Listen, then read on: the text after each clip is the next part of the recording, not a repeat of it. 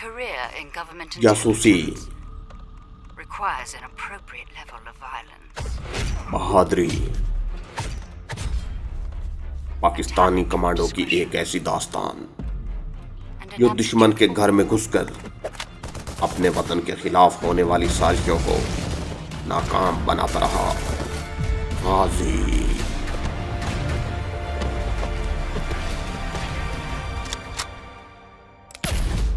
मैं जानता था कि वो मुझसे क्या बातें करना चाहती है। मेरे पास उसकी बातें सुनने के लिए न वक्त था और न इस किस्म की बातों से मुझे कोई दिलचस्पी थी। मैंने कहा, वर्षा रानी, हम अब रुक नहीं सकते, और मैं औलख निरंजन का हल्का सा नारा लगाकर कमरे से निकल गया।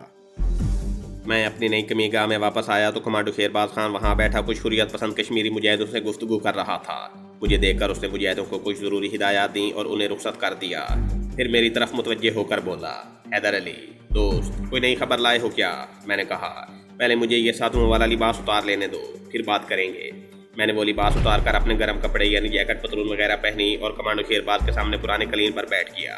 तहखाने में सर्दी बहुत मामूली थी। मैंने कहा, कमांडो शेरबाज, मुझे मेजर अर्जुन सिंह की बीवी की ज़ुबानी जो मालूमात हासिल हुई हैं वो तुम सुनोगे तो हैरान रह जाओगे। खुदा के लिए जल्दी बताओ। कमांडो शेरबाज का इश्तियाक बढ़ गया था। मैंने कहा, डोगरा मेजर की बीवी ने बताया है कि उस ज़ेरे ज़मीन प्रोजेक्ट में इंडियन मिलिट्री के ज़ेरे निगरानी जहरीली गैस तैयार की जा रही है। कमांडो शेरबाज का मुंह खुले का खुला रह गया। ये तुम क्या कह रहे हो? जहरीली गैस से मतलब असाबी गैस ही हो सकता है, और असाबी गैस तैयार करना तो अक़वाम मुत्तहिदा के बैनुल अक़वामी क़वानीन के ख़िलाफ़ है। मैंने कहा, शेरबाज खान, अक़वाम मुत्तहिदा की भारत ने कब परवाह की है? अक़वाम मुत्तहिदा के रेजोल्यूशन के तहत तो भारत ने खुद तस्लीम किया था कि वो कश्मीर में रायशुमारी कराएगा, लेकिन वो तो एक बेकार इदारा है। मेजर की बीवी की इतला गलत नहीं है। ज़ेरे ज़मीन प्रोजेक्ट में ज़रूर असाबी गैस तैयार की जा रही है, जिसकी मदद से वक्त आने पर भारत आज़ाद कश्मीर पर कब्जा करने के ख्वाब देख रहा है। बल्कि मुझे यकीन है कि ये असाबी गैस वो पाकिस्तान के खिलाफ भी इस्तेमाल करने से गुरेज नहीं करेगा। हमें ये प्रोजेक्ट हर हालत में तबाह बर्बाद करना होगा। कमांडो शेरबाज खान के चेहरे पर गौर व फिक्र के आसार नुमाया थे और कहने लगा, मेरे आदमियों की लाई हुई इतलाआत के मुताबिक उस प्रोजेक्ट के दोनों खुफिया दहानों पर रात के वक्त ऊपर से नीचे फौलादी शटर गिरा दिए जाते हैं। उन फौलादी चादरों पर गोली और बम का धमाका भी असर नहीं करता। इसके बावजूद उन दोनों बंद दरवाज़ों पर मुसल्ला गार्ड भी मौजूद होते हैं। ज़ाहिर है दिन के वक्त हम वहाँ नहीं जा सकते। हमें रात के वक्त ही शब खून मारकर सुरंग के अंदर जाना होगा। तुम मेजर की बीवी के जरिए ये मालूम करने की कोशिश करो कि ज़ेरे ज़मीन प्रोजेक्ट के अंदर जाने का अगर कोई खुफिया रास्ता है तो वो रास्ता किस तरफ से अंदर जाता है। मुझे यकीन है कि कोई ना कोई खुफिया रास्ता ज़रूर जाता होगा। मैंने कहा, अगर कोई खुफिया रास्ता वहाँ पर है तो मैं उसकी पूरी रिपोर्ट लाकर तुम्हें दूंगा। एक और बात भी मालूम हुई है, मगर उस बारे में तुम पहले ही से जानते हो कि उस पर इसरार ज़ेरे ज़मीन प्रोजेक्ट में 3-4 टार्चर सेल भी हैं, जहाँ हमारे कश्मीरी मुजाहिदों और अगवा की हुई कश्मीरी ख़वातीन को अज़ियतें दी जाती हैं और उनसे खुफिया मालूमात हासिल करने की कोशिश की जाती है। कमांडो शेरबाज बोला, अगर हम ज़ेरे ज़मीन प्रोजेक्ट में पहुंचने में कामयाब हो गए तो सबसे पहले अपने मुजाहिदों को रिहा करवाएंगे, इसके बाद दूसरा कमांडो ऑपरेशन शुरू करेंगे। मैंने शेरबाज से कहा कि मैं अब एक दिन बाद डोगरा मेजर के घर जा रहा हूँ। उसने कहा, हमें देर नहीं करनी चाहिए, तुम कल ही वहाँ जाओ और ज़रूरी मालूमात हासिल करने की पूरी कोशिश करो। उस रात मैं नई तहखाने वाली कमीगाह में ही सोया। सोने से पहले देर तक दिमाग में मुख्तलिफ स्कीमों पर गौर करता रहा कि मुझे किस तरह डोगरा मेजर की बीवी से ये मालूमात हासिल करनी चाहिए कि उसे और उसके खामद को भी ज़रा सा शक न हो। ये बड़ा नाजुक काम था। ये मालूमात डोगरा मेजर की बीवी ने अपने खामद से हासिल करनी थी और वो इंटेलिजेंस का फ़ौजी अफीसर था। उसे शक पड़ने का खदशा मौजूद था। आखिर एक तरकीब अचानक मेरे ज़हन में आ गई और मैं मुतमिन होकर सो गया। कमांडो शेरबाज खान मेरे करीब ही कालीन पर गहरी नींद सो रहा था। उसे रात के पिछले पैर एक अहम कमांडो मिशन पर जाना था। वो रात के पिछले पैर चला गया। मैं जब उठा तो वो मौजूद नहीं था। समाद भट्ट ऊपर से सीढ़ियाँ उतर कर नीचे तहखाने में आया। मैंने उससे वक्त पूछा। वो बोला, सुबह के 8 बज रहे हैं, बाहर बर्फ़बारी हो रही है। जिन इलाकों में बर्फ़बारी होती है वहाँ सुबह के 7 बजे बड़ी सवेरे का वक्त होता है। समाद भट्ट मेरे लिए कश्मीरी चाय लाया था। मैंने उठकर गर्म पानी से मुँह हाथ धोया, फिर कंबल कांधों पर लेकर चाय पीने और समाद भट्ट से बातें करने लगा। उसको हमारे मिशन का इल्म था, लेकिन हम जो इस खेल में छोटी छोटी चालें चल रहे थे और स्कीमें लड़ा रहे थे उनका उसे कुछ इल्म नहीं था। हम उसे बताना भी नहीं चाहते थे। ये सारी बातें सिर्फ मुझ तक और कमांडो शेरबाज खान तक ही महदूद थीं। समाद भट्ट ने मुझसे पूछा, बात कहाँ तक पहुँची है? वो हमारा साथी मुजाहिद था, लेकिन बाज़ बातें हमें अपने साथी मुजाहिदों से भी मख्फी रखना पड़ती थी। मैंने कहा, प्रोजेक्ट के बारे में पूरी मालूमात अभी हासिल नहीं हुई, कोशिश कर रहे हैं। मैं आज फिर मेजर के यहाँ जा रहा हूँ। अल्लाह कामयाब करे तुम्हें। ये कोई बड़ा खतरनाक किस्म का मनसूबा मालूम होता है। मैंने कहा, सब पता चल जाएगा, या पूरा पता चल जाएगा तो उसे तबाह करने में 1 मिनट की भी देर नहीं करेंगे। मैंने दिन के पूरे 9 बजे तैयारी शुरू कर दी। योगी साधुओं वाला बेस बनाया और समद भट्ट से कहा, कमांडो शेरबाज आए तो उसे कहना यहीं ठहरे। मैं दोपहर को नहीं तो शाम को अंधेरा फैलने से पहले पहले वापस आ जाऊंगा। मैंने एक काम समद भट्ट की आंख से बचा कर किया था। वो काम ये था कि मैंने अपने 2 सांप वाली लकड़ी की छोटी डब्बी अपनी जेब में रख ली थी। आज मुझे अपने 2 सांप से फिर एक बड़ा अहम काम लेना था। मैं जिस वक्त खुफिया तहखाने से बाहर निकला तो हल्की हल्की बर्फ गिर रही थी। कल परसों की गिरी हुई बर्फ सख्त हो गई थी। मेरे हाथ में लोहे का त्रिशूल था, जिसके सहारे मैं बड़ी एहतियात से सख्त और फिसलवा बर्फ पर कदम जमा कर चल रहा था। ये श्रीनगर शहर के मुजाफात का इलाका था। कोई दूर अफ्तादा पहाड़ी मकाम नहीं था कि जहाँ बर्फबारी में वीरानी छा जाती है। यहाँ ट्रैफिक और शहर का कारोबार बर्फबारी में भी जारी रहता है। चुनाचे सड़क पर आने की थोड़ी देर बाद ही मुझे बस मिल गई, जिसने मुझे मेरे खास मुकाम तक पहुँचा दिया। उस मकाम पर मैं बस से उतरकर मेजर अर्जू सिंह के फौजी क्वार्टर की तरफ चलने लगा। यहाँ फौजी बिल्डोजरों ने चलने के लिए और फौजी गाड़ियों के लिए बर्फ साफ करके छोटे छोटे रास्ते बना दिए थे। मैं उन पर से गुजरता हुआ डोगरा मेजर के क्वार्टर के सामने पहुँच गया। मैंने घंटी का बटन दबाया। दूसरी बार घंटी देने से नौकरानी ने दरवाज़ा खोला और मुझे देखते ही हाथ जोड़ दिए। महाराज, अंदर आ जाएं। डोगरा मेजर की पत्नी ड्राइंग रूम में नहीं थी। नौकरानी ने मुझे ड्राइंग रूम में बिठाया। मैंने वर्षा रानी का पूछा तो वो बोली, बीबी जी नहा रही हैं, आप तशरीफ रखें महाराज, मैं उन्हें खबर कर देती हूँ। मैंने कहा, इतनी जल्दी नहीं है, उसे आराम से नहा लेने दो। सांप की खाली डब्बी मेरी जेब में थी। सांप को मैंने फौजी अफसरों के क्वार्टरों के इलाके में दाखिल होते ही एक जगह दरख्तों के नीचे नशेब में छोड़ दिया था। रास्ते में अपने दोस्त सांप से बातें करता आया था और उसे अच्छी तरह से समझा दिया था कि उसका मिशन क्या है।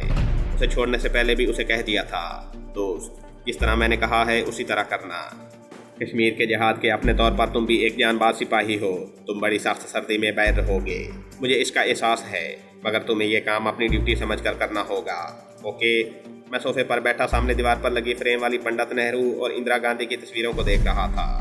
मैंने पंडित नेहरू की तस्वीर को मुखातिब करके धीमी आवाज़ में कहा, पंडित जी, अगर आपने अक़वाम मुत्तहिदा की करारदाद पर अमल करते हुए कश्मीर में रेफरेंडम या इंतखाबात करवा दिए होते तो आज कश्मीर आज़ाद होता, और ना ही मुझे साधु का भेष बदल कर यहाँ आना पड़ता, और ना तुम्हारे फौजी यहाँ मुजाहिदों के हाथों चींटियों की तरह मरते।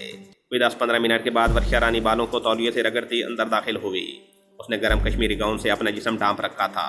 लगता था कि उसने गाउन के नीचे कुछ नहीं पहना हुआ, और मेरा सुनकर कपड़े पहने बगैर ही सिर्फ गाउन से बदन ढांप कर मेरे पास आ गई है।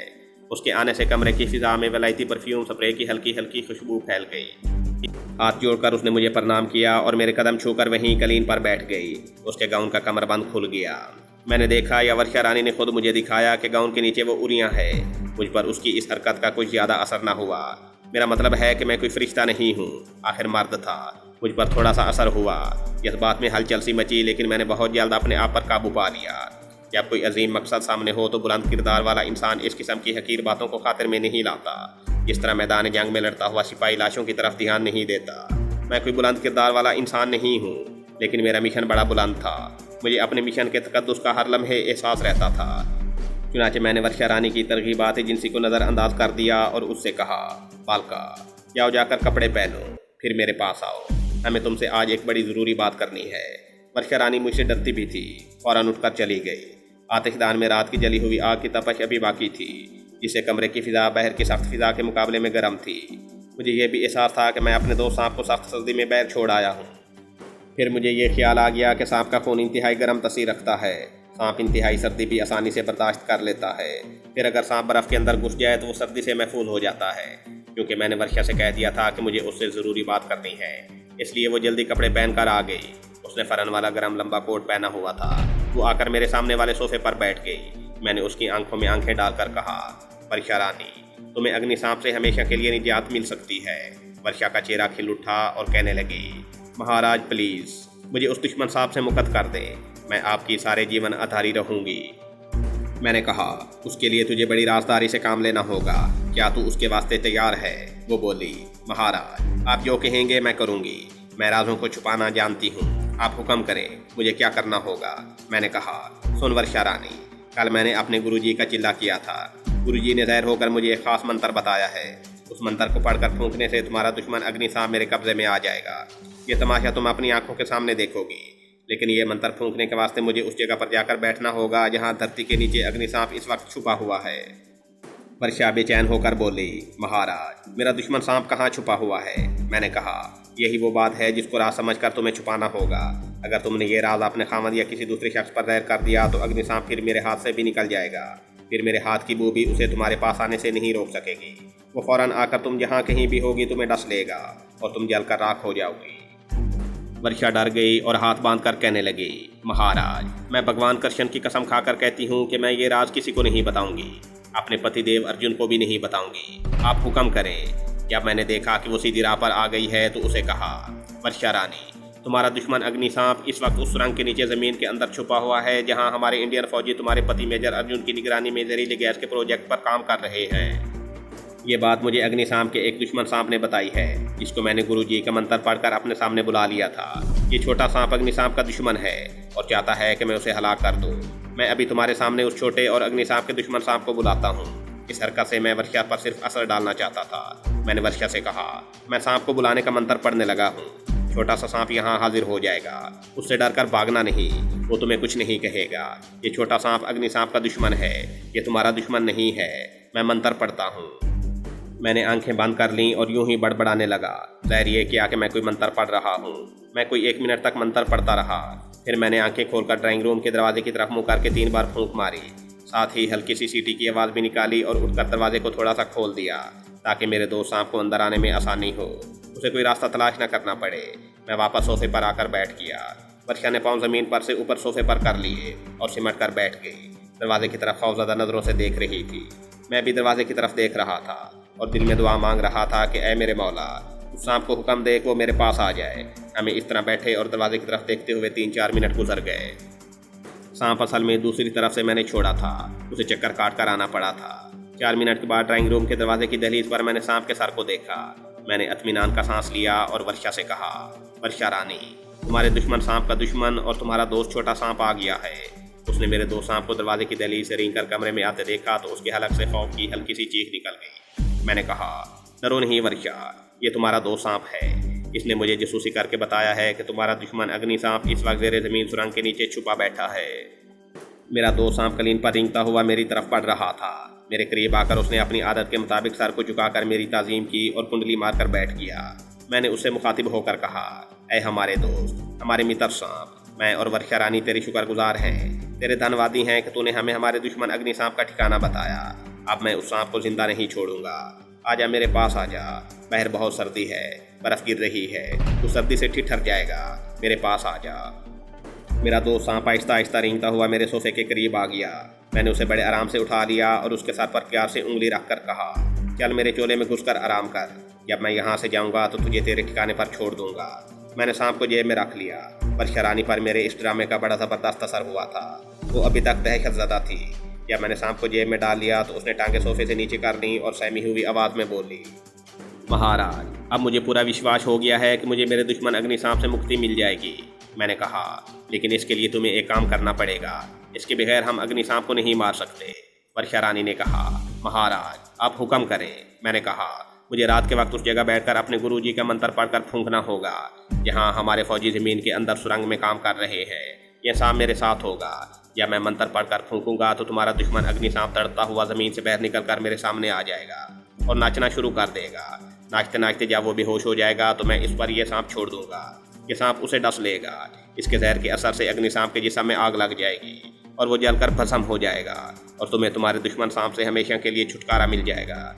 लेकिन इसके लिए ज़रूरी है कि वहाँ मेरे सिवा दूसरा कोई ना हो, इसलिए मुझे आधी रात को वहाँ जाना पड़ेगा। वर्षा रानी बड़े गौर से मेरी बातें सुन रही थी। जब मैंने गुफ्तगू ख़त्म की तो उसने पूछा, महाराज मुझे हुक्म करें, मैं क्या सेवा कर सकती हूँ।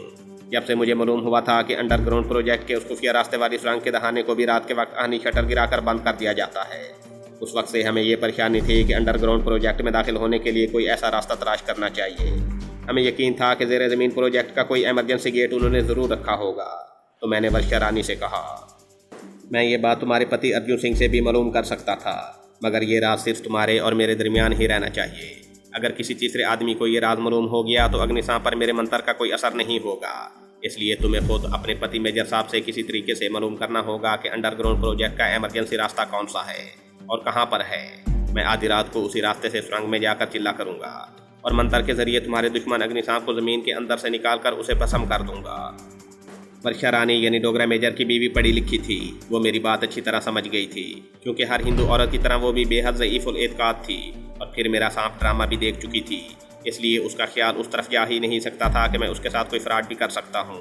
तो वो कहने लगे, गुरुजी आप फिक्र ना करें, मैं आज ही अर्जुन जी से ये सारी बातें मालूम कर लूँगी।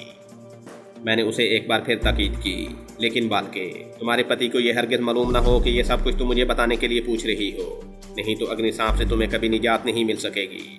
वो किसी भी वक्त आकर तुम्हें डसकर हलाक कर देगा। वर्षा ने दोनों हाथ कानों से लगाकर कहा, महाराज मैं पागल हूँ जो अपने पाँव पर कुल्हाड़ा मारूंगी। इसके बाद मेरा वहाँ कोई काम नहीं था। चुनाचे कुछ देर इधर उधर की बातें करने के बाद दूसरे दिन सुबह आने का वादा करके वहाँ से वापस चला गया। शेरबाज खान ने ये सारी बातें सुनी तो मेरी कारकर्दगी पर बेहद मुतमिन हो गया और वो कहने लगा, तुम्हारा क्या ख्याल है ये औरत अपने खामन से ये तमाम बातें मालूम कर सकेगी? क्या उसका खामन उसे अंडरग्राउंड फौजी प्रोजेक्ट का इमरजेंसी रास्ता बता देगा? तो मैंने कमांडो शेरबाज से कहा, दोस्त मैंने एक दुनिया देखी है, औरत अगर चाहे तो क्या कुछ नहीं कर सकती। औरत ने तो तारीख के रुख पलट दिए हैं। वर्षा ये राज ज़रूर मालूम करेगी। ये उसकी ज़िंदगी मौत का सवाल भी है। इसके अलावा अंडरग्राउंड प्रोजेक्ट में कोई इमरजेंसी गेट या फायर एस्केप ज़रूर रखा गया होगा और इस किस्म के हंगामी रास्तों पर दरवाजे नहीं लगाए जाते। जब मैं अगले रोज़ डोगरा मेजर के क्वार्टर में पहुंचा तो मालूम हुआ कि वो एक हफ्ते के लिए एक ज़रूरी कॉन्फ्रेंस में शिरकत करने के लिए नई दिल्ली चला गया है। घर में उसकी पत्नी वर्षा अकेली थी और मेरी राह देख रही थी। उसने मेरे कदम छुए और मेरे कदमों के करीब कलीन पर बैठ गई। आतिशदान में आग नहीं जल रही थी, मगर बिजली का हीटर गर्म था। जैसे ड्राइंग रूम की फिजा में बहर वाली सख्त सर्दी नहीं थी। बर्फबारी रुकी हुई थी जिसकी वजह से सर्दी बढ़ गई थी। मैंने इधर उधर की बातों के बाद वर्षा रानी से असल मकसद की बात की तो वो मेरी तरफ देखकर अजीब नज़रों से मुस्कुराई। मैं 3-4 दिनों से उसके अंदाज कुछ बदले हुए देख रहा था। एक तो वो अपनी ज़िंदगी बचाने की खातिर मुझे हर तरह खुश करना चाहती थी। दूसरे मैं रिवायती साधुओं की तरह बदशक्ल और खूतनुमा आदमी नहीं था, भरपूर जवान था और खुश शक्ल भी था। वर्षा रानी ने हाथ बांध रखे थे और वो मुस्कुरा रही थी। तो मैंने कहा, क्या बात है वर्षा रानी, तुम मुस्कुरा क्यों रही हो? वो बोली, महाराज आप मेरे वास्ते देवता समान हैं, मैं अपने देवता को देखकर खुश क्यों ना हूँ। मैंने असल मौजू पर आते हुए कहा, अच्छा ये बताओ तुमने अपने खामन से वो बातें मालूम की हैं जो मैंने तुम्हें कही थी? तो वो बोली, मैंने सब कुछ मालूम कर लिया है महाराज, मगर एक छोटी सी विनती है, आप उसे ज़रूर स्वीकार करें, मुझे बड़ी खुशी होगी। मैंने कहा, क्यों नहीं, कहो तुम क्या कहना चाहती हो? तो उसने मेरे पाँव पकड़कर कहा, महाराज मेरे पति देव दिल्ली गए हुए हैं, मुझे रात अकेले डर लगेगा, कहीं अग्निसाप आकर मुझे डस ना ले। आप कृपा करके आज की रात मेरे यहाँ ठहर जाएं। कल से मेजर साहब की अर्दली की बीवी मेरे पास आकर रात को रहा करेगी। आप सिर्फ एक रात का कष्ट उठा लीजिए मेरी खातिर। आप होंगे तो मुझे सांप से डर नहीं लगेगा। मैंने कहा, कोई बात नहीं, हम आज की रात तुम्हारी रखवाली करेंगे, लेकिन हमें बताओ कि तुम्हारे अर्जुन जी ने अंडरग्राउंड प्रोजेक्ट के बारे में क्या बताया है?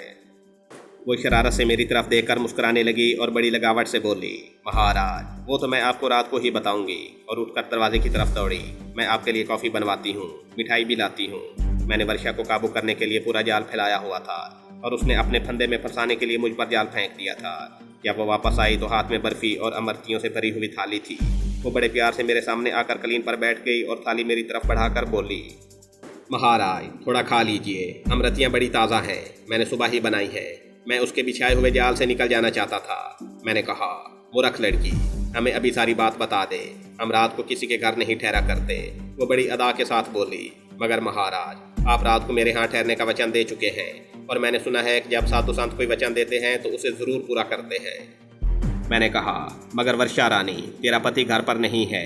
वो बेधड़क होकर बोली, फिर क्या हुआ महाराज, आप भी तो मेरे लिए पति समान हैं। यकीन करें मैं उस औरत की बेबाकी पर हैरान भी हुआ और शर्म से पानी पानी भी हो गया। उससे खुफिया फौजी प्रोजेक्ट के इमरजेंसी दरवाजे के बारे में मालूमात हासिल करना भी ज़रूरी थी, बल्कि ये मेरे मिशन का अहम हिस्सा था और मैं उसके घर रात भी नहीं रहना चाहता था। लेकिन मैं उससे वादा कर चुका था और ये भी जानता था कि साधु संत वादे से कभी नहीं फिरते। ये ख्याल भी आया कि अगर मैंने इसके पास रात ठहरने से इनकार कर दिया तो इसके एतमाद को ठेस पहुँचेगी। हो सकता है फिर वो पूरी बात मुझे ना बताए। अजीब सूरत हाल पैदा हो गई थी। आखिर मुझे उसकी ख्वाहिश के आगे सर तस्लीम खाम करना ही पड़ा। मैंने कहा, तुम जीत गई वर्षा रानी, हम हार गए। ठीक है, हम आज रात यहाँ रहकर तुम्हारी रखवाली करेंगे।